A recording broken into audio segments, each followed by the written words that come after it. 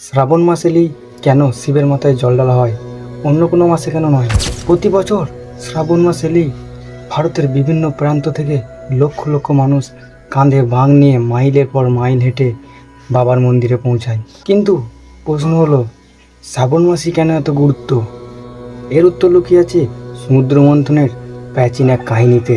যখন অসুর এবং দেবতারা সমুদ্র মন্থন করছিল, সেই সময় সবার আগে সেখান থেকে বেরিয়ে আসে ভয়ঙ্কর হলাহল বিষ।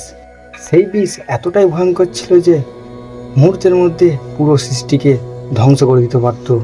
সেই সময় সৃষ্টি রক্ষা করার জন্য বাবা মহাদেব সেই বিষ তার গলায় ধারণ করে এবং তার কণ্ঠ নীল হয়ে যায়। তাই তার এক নাম নীলকণ্ঠ। তার পুরো দেহ তপ্ত হয়ে যায় এবং সেই তাপ কমানোর জন্য দেবতারা তার মাথায় অবিরাম জল ঢালে।